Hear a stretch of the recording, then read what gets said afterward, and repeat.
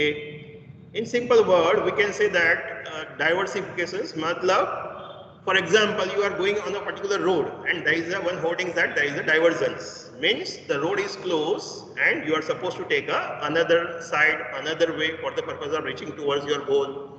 तो उसी तरीके से being a organizations क्या होगा कि भाई हमने डिसाइड किया होगा, गोल सेटअप किया होगा कि भाई हम कंपनी को ये पर्टिकुलर डायरेक्शंस में यहाँ पे ले जाना चाहते हैं. But definitely some kind of issues and problems are going to be arise, and maybe possible we are supposed to choose the another way for the purpose of reaching towards the goal. तो क्या हो सकता है कि भाई diversification के अंदर हम क्या करेंगे, we are moving towards the new way, towards the new value chain. Unit number 1 के अंदर ये पर्टिकुलर कॉन्सेप्ट था, बट हमने डिटेल में नहीं देखा है बिकॉज सिलेबस में नहीं था कि भाई वैल्यू चेन क्या रिप्रेजेंट करता है. It's starting from your raw material से लेके फाइनल प्रोडक्ट. तो आपका जो पूरा सप्लाई चेन है उसको कौन कौन से factors in terms of HR, in terms of technology, तो वो सारी चीजें आपको सपोर्ट कर दी and that is going to create the value chain for you.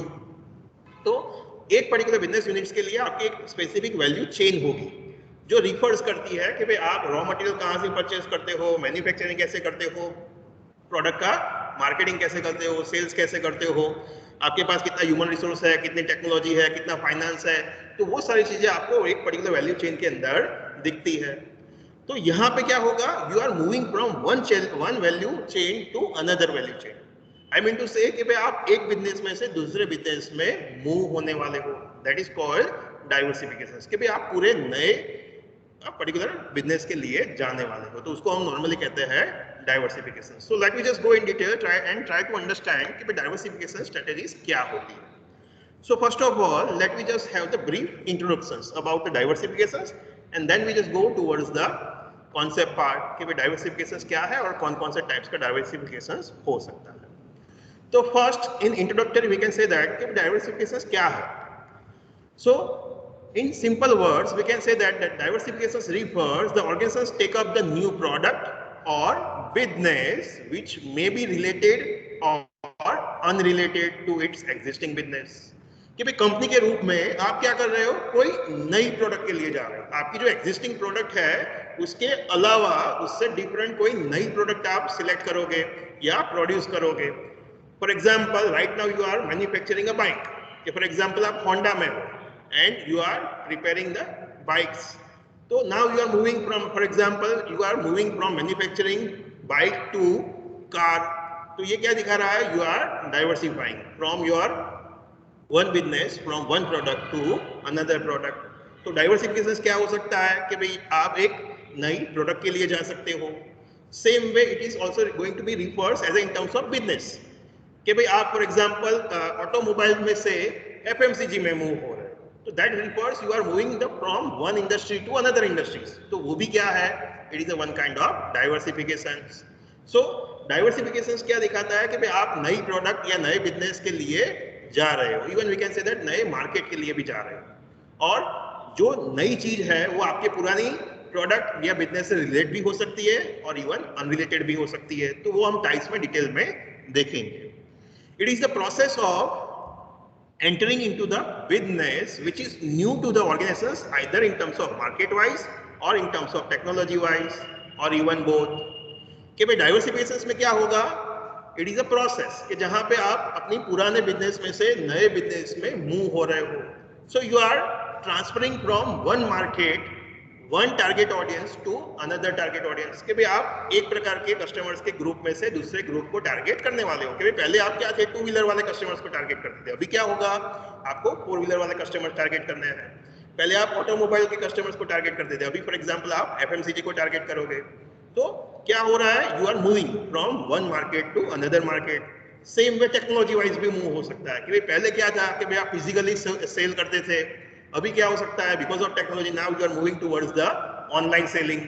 तो क्या है, it is a one kind of move कि भाई आप पुराने आपकी जो वैल्यू चेन थी, सप्लाई चेन थी, उससे अलग होकर कुछ नई सिचुएशंस में, नई दिशा में जा रहे हो. And even combinations of both. तो वो क्या दिखाता है, आपका डाइवर्सिफिकेशन दिखाता है. Here the example is given about the Reliance. कि भाई जो रिलायंस कंपनी है तो बेसिकली स्टार्ट कौन से सेक्टर या कौन सी पर्टिकुलर प्रोडक्ट के साथ हुई थी? इट इज अ, याद है किसी को?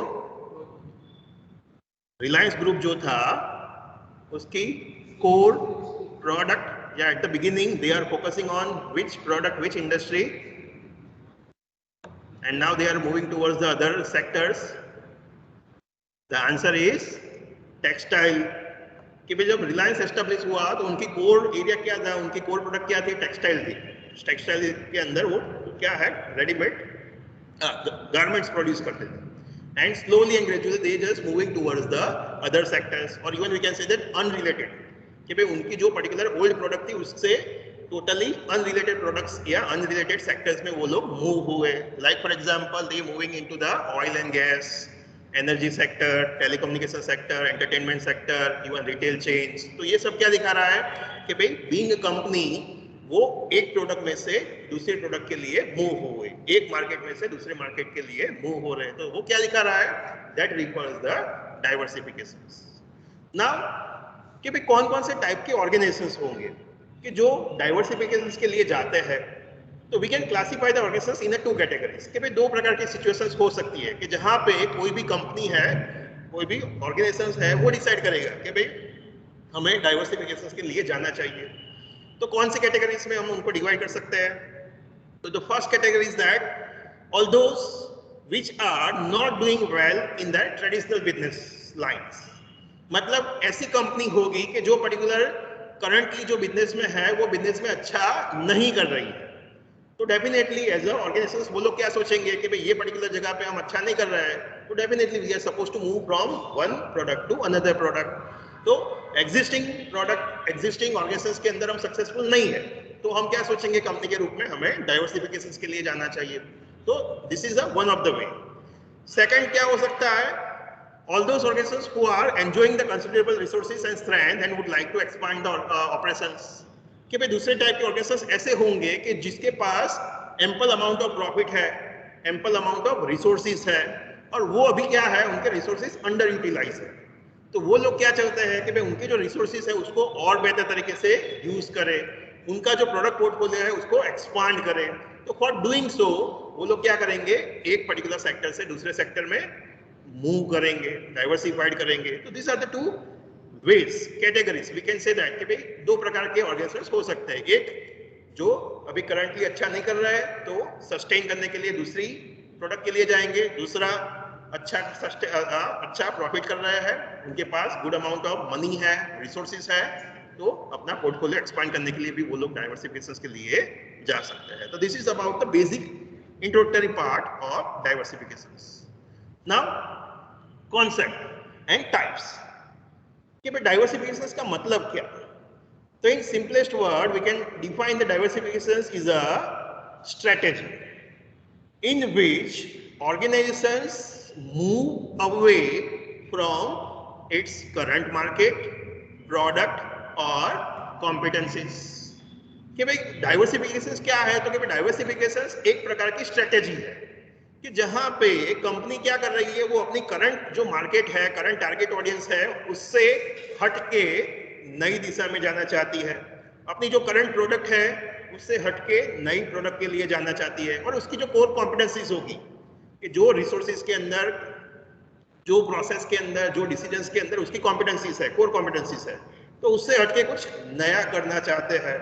So that will be called diversification. तो डाइवर्सिफिकेशन क्या है? तो कि भाई एक टाइप की स्ट्रेटेजीज है कि जहां पे कंपनी के रूप में हम क्या है, कुछ नया करना चाहते हैं, कुछ डिफरेंट करना चाहते हैं as compare to existing one, कि जो करंटली चल रहा है उससे कुछ नया करना है, डिफरेंट करना है, तो उसको हम कह सकते हैं diversification. The extent to which it occurs can be thought of in the terms of relatedness or unrelatedness of the diversifications. So that refers the types कि भाई डाइवर्सिफिकेशन जो है वो दो टाइप्स का हो सकता है, रिलेटेड डाइवर्सिफिकेशंस और अनरिलेटेड डाइवर्सिफिकेशंस। रिलेटेड अनरिलेटेड क्या है, उसके अंदर क्या होगा, वो हम अपकमिंग स्लाइड्स में देखेंगे, but here we can simply need to understand that कि डाइवर्सिफिकेशंस क्या है और उसके टाइप्स क्या है।